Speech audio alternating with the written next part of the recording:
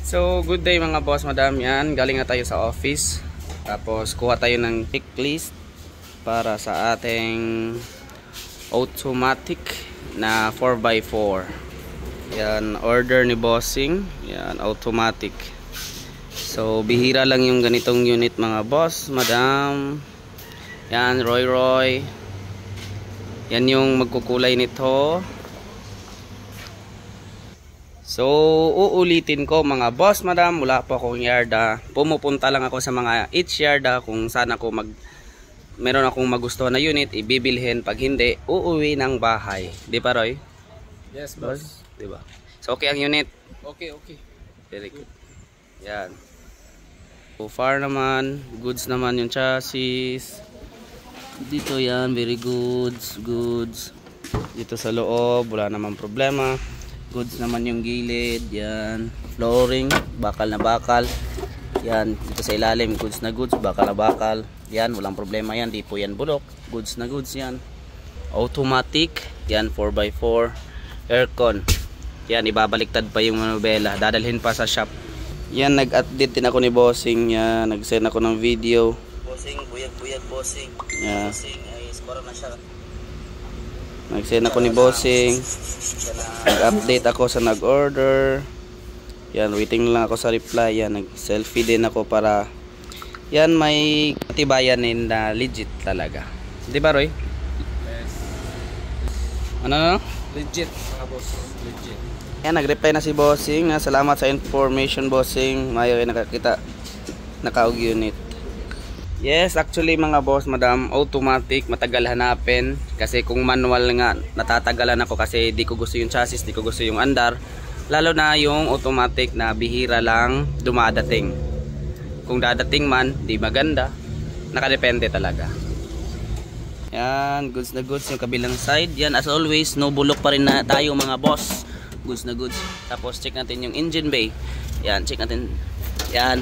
Very wow ang engine bay mga boss, madam. Yan, ito lang is kayang parang naalikabok sa Japan, asin kumbaga.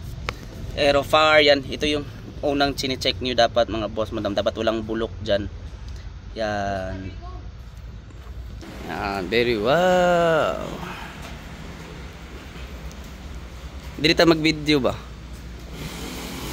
Very well. Yan, kukumpletuhin. Tapos dadalhin na sa bahay para i-convert na yung manubela. So double baki-baki yung conversion natin mga boss, madam. Tapos abangan na lang ninyo yung finishing touch nito. Yan, ito yung yarda. Sobrang init.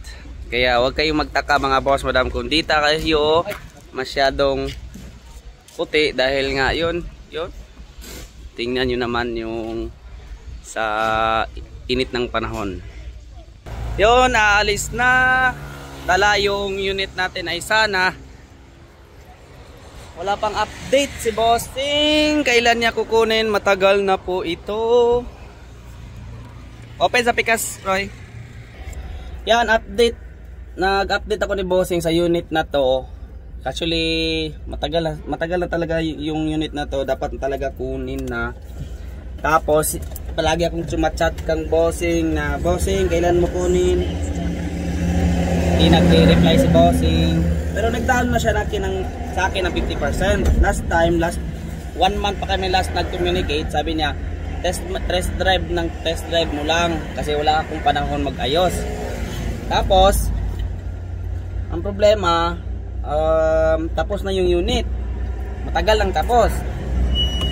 Gusto ko nang ipakuha dahil para din magamit yung pera, pero walang update si bossing. Yan, nakasilupin pa nga. Rina? Yes. Yan si Roy. Kayo magpipintura sa loob, yung nasa loob na to, automatic. Yan.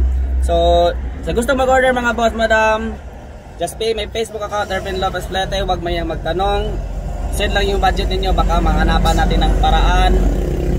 Kung may swak pa sa budget ninyo, reduce natin. Usapang tropa lang. Tapos wala pong 100% na unit mga boss, madam, as long as yung prevention na tama natin. Kasi kung nagmamadali din tayo, minamadali din natin yung pag-prepare. So Kasi di natin alam kung paano ginamit sa Japan, kailan ginamit, sinong gumamit, at kung okay ba yung patakbo nila, matanda, bata, kinarera ba, kinargahan ng ang marami, or walang change yung may-ari doon. So dapat talaga wag niyong isisi sa inyong mga nakuhaan na unit, dahil lalo na kung kumukuha kayo ng knockdown or assist converted, wala po yung warranty. As always, kung bibili kayo ng ganyan, as long as na lang kung bibili kayo ng finish, meron pong warranty yan mga boss madam. So ako nga pala sa Ervin Lopez Plate, ang nagsasabi palagi ng no bulok, no usok, no leak, Class A unit mga boss madam. Peace. Peace Roy. Peace.